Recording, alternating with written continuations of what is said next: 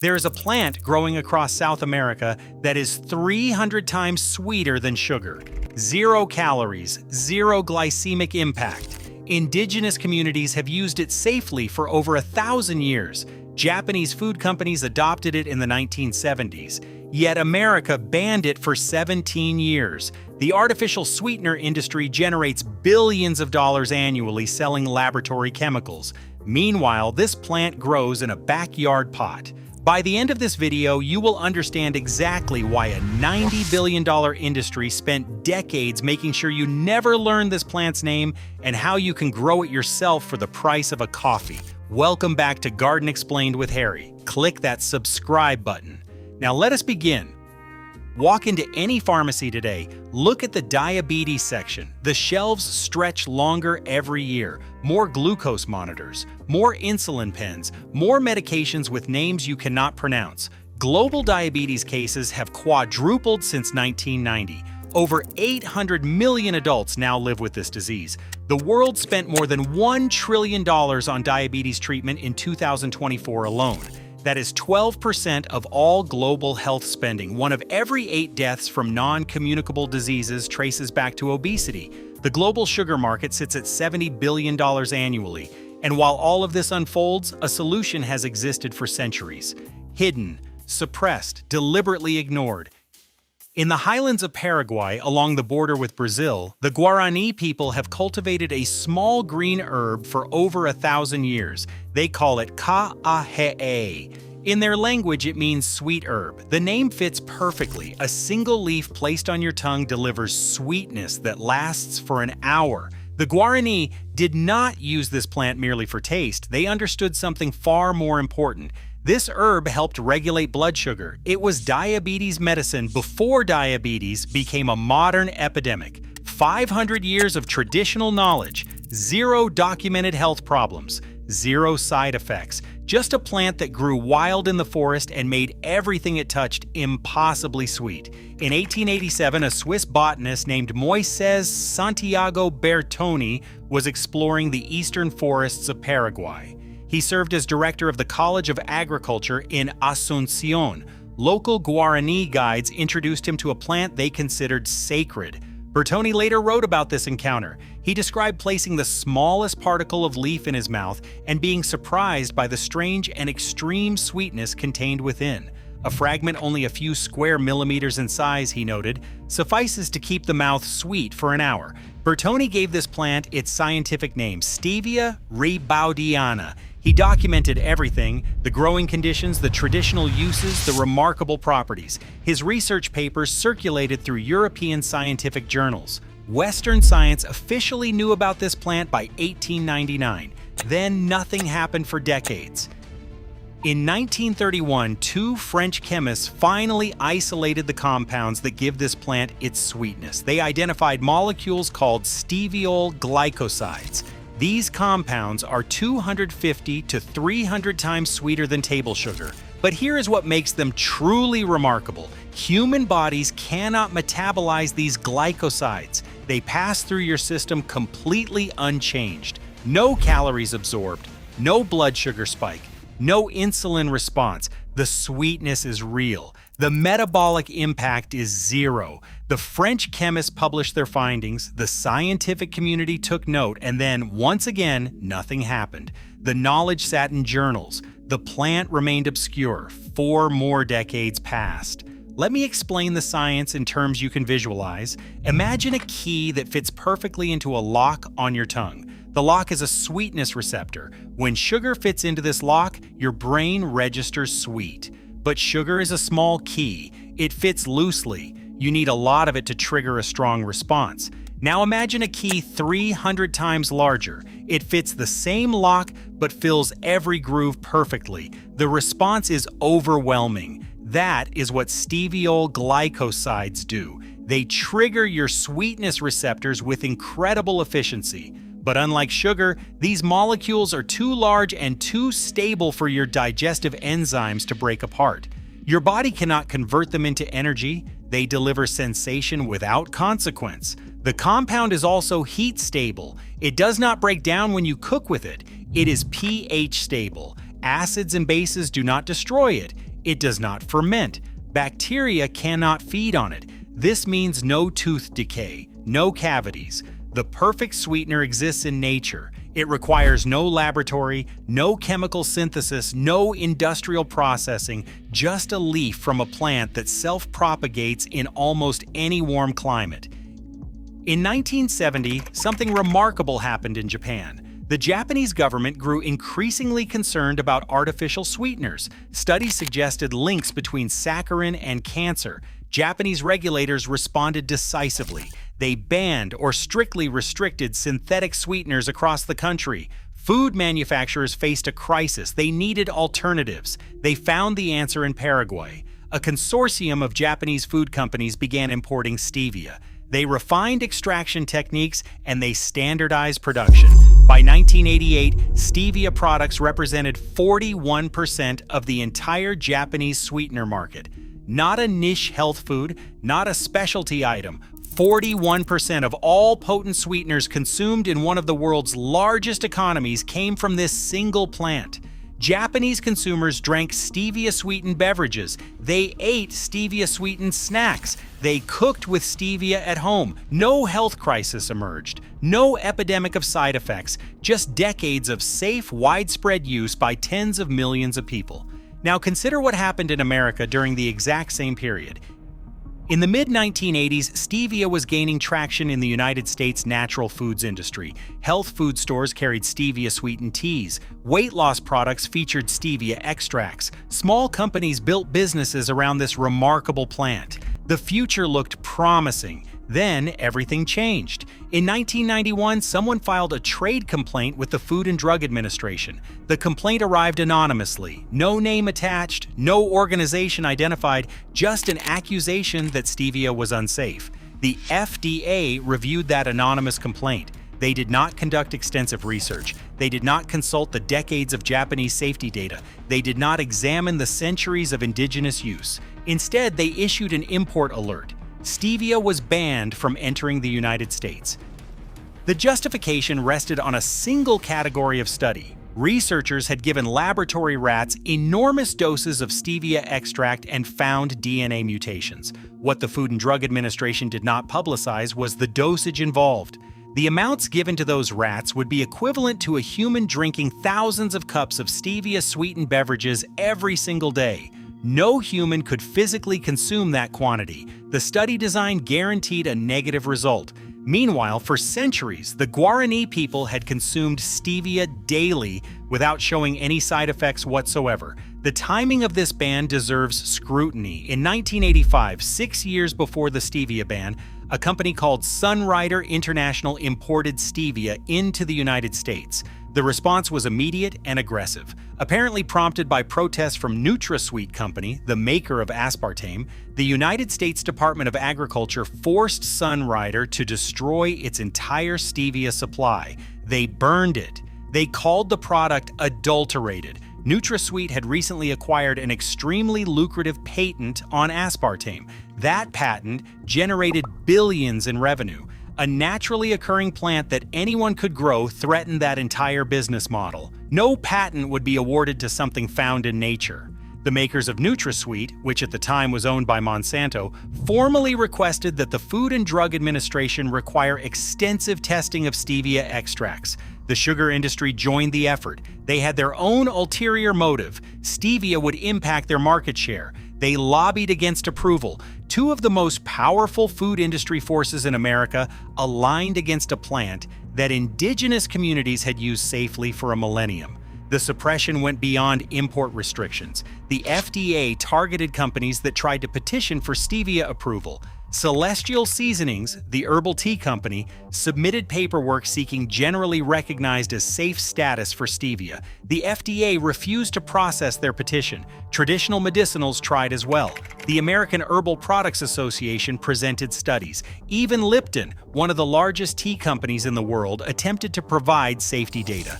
The FDA ignored their usual protocol and refused to even file the petitions for approval. The door was not just closed, it was sealed. The suppression extended to information itself. When importers tried to bring stevia cookbooks and educational materials into the country, FDA agents seized and destroyed them. books burned in America in the 1990s because they contained information about a plant that threatened corporate profits. Think about this pattern carefully. In Japan, stevia captured 41% of the sweetener market with zero health problems documented over decades. In America, during the exact same time period, stevia was classified as an unsafe food additive requiring search and seizure operations. Same plant, same science, different economic interests at stake. Critics argued that the lack of negative data should not have warranted an outright ban. Other sweeteners with far more questionable safety profiles remained freely available on American shelves. Aspartame, synthesized in a laboratory, approved. Saccharin, linked to cancer in studies, approved with warning labels. Stevia, used safely for 1,000 years, banned completely. The sugar lobby has historically wielded considerable power over food regulations. Industry pressure contributed to what many experts now consider a biased evaluation. What cannot be patented cannot be controlled. What cannot be controlled cannot generate reliable corporate profits. What does not generate corporate profits does not receive marketing budgets. What is not marketed does not enter public consciousness. 3 generations of Americans grew up never hearing the word stevia, not because anyone actively hid it, because no one profited from revealing it. Then something remarkable happened in 2008. Coca-Cola needed a natural, low-calorie sweetener. Consumer demand was shifting. People wanted alternatives to sugar without the synthetic taste of artificial options. Cargill, one of the largest food ingredient companies in the world, partnered with Coca-Cola to find a solution.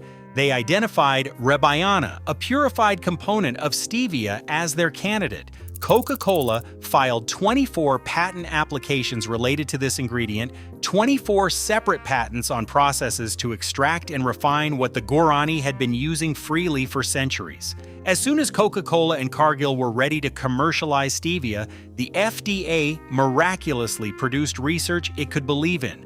Cargill and Coca-Cola submitted 12 studies supporting the safety of their stevia extract. Those studies appeared in a respected journal called Food and Chemical Toxicology. Every single study was authored by someone with financial ties to either Coca-Cola or Cargill.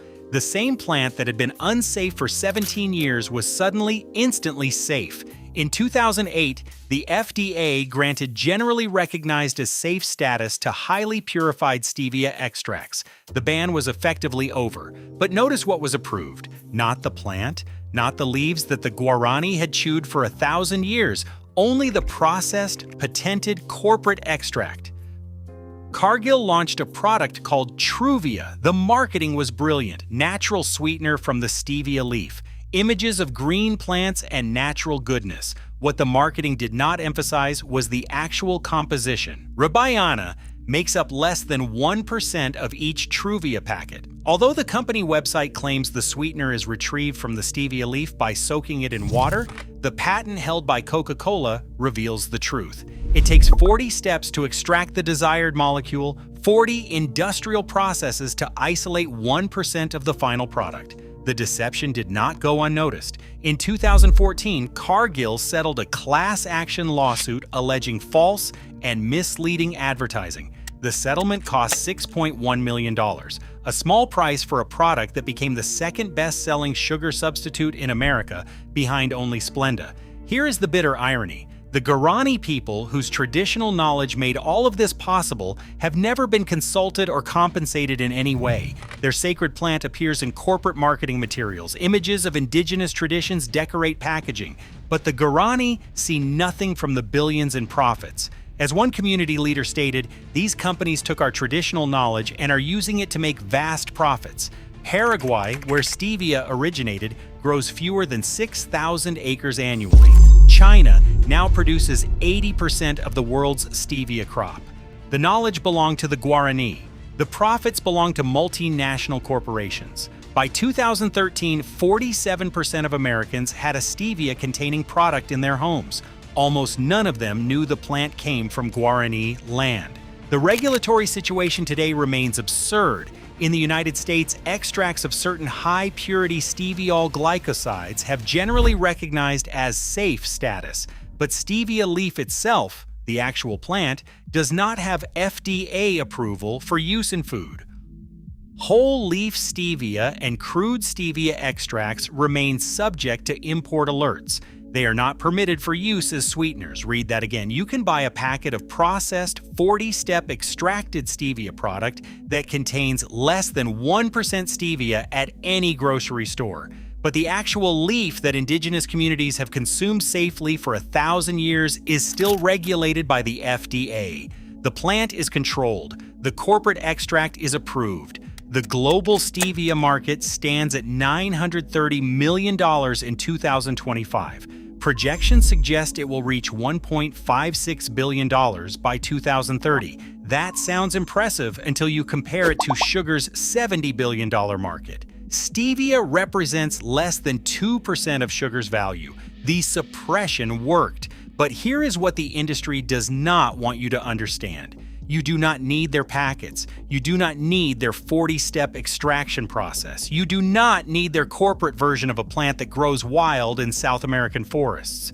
Growing stevia at home is remarkably simple. Start with a small transplant from your local nursery or order seeds online for just a few dollars. Stevia prefers well-drained soil and at least 6 hours of sunlight daily. Plant it after the last frost when soil temperatures reach 60 degrees Fahrenheit. Space plants 12 inches apart in your garden bed or use a container at least 12 inches wide. Water consistently, but never let the roots sit in soggy soil. Stevia hates wet feet. Pinch back the growing tips when plants reach 8 inches tall to encourage bushier growth and more leaf production. Feed monthly with a balanced organic fertilizer. In zones 9 through 11, your stevia will return year after year as a perennial. Everywhere else, treat it as an annual, or bring potted plants indoors before the first frost. Harvesting could not be easier. Pick individual leaves anytime you need sweetness for your tea or cooking. For larger harvests, cut the stems back by half just before the plant flowers in late summer. This is when the leaves contain the highest concentration of sweet compounds. Hang the cut stems upside down in a warm, dry location for several days. Once completely dried, strip the leaves from the stems and crush them into a fine powder using a coffee grinder or mortar and pestle. Store this powder in an airtight jar away from light. 1 tablespoon of dried stevia powder equals roughly 1 cup of sugar in sweetening power. A single healthy plant produces enough leaves to replace several pounds of sugar throughout the growing season. The Guarani method still works perfectly. No extraction facility required. The question was never whether this plant is safe. Centuries of use in South America answered that. Decades of use in Japan confirmed it. Scientific studies of stevia's effects on the human body have shown no side effects. Japanese populations consumed stevia in large quantities for years with no adverse reports documented. The real question is why America spent 17 years pretending otherwise. The answer is not conspiracy, the answer is economics. What cannot be patented cannot generate reliable corporate revenue. What cannot generate revenue does not receive marketing support. What is not marketed does not enter public awareness. But the plant does not care about patents. It does not care about market share. It does not care about FDA import alerts, anonymous trade complaints, or corporate extraction processes. Stevia cares about one thing: production. For 1,000 years, this plant has spread wherever people carried it. The Guarani shared it with explorers. Explorers shared it with scientists. Scientists documented it for anyone willing to read. The knowledge was never hidden. It was simply not profitable to share. You know now. You know that a sweetener 300 times more potent than sugar exists in nature. You know that it has 0 calories and 0 glycemic impact. You know that millions of people consumed it safely for decades while America banned it. You know that corporations blocked it until they could patent the extraction process. You know that you can grow it yourself, harvest it yourself, use it yourself, and never pay another cent to the industry that tried to keep it from you. The seed companies will not tell you. The sweetener corporations will not tell you. The sugar industry certainly will not tell you. But the plant waits. It has waited for 1,000 years in Guarani villages. It waited 17 years through an American ban. It will wait on your windowsill until you are ready. If this changed how you see the sweetener aisle, subscribe and share it with someone who is still buying the lie.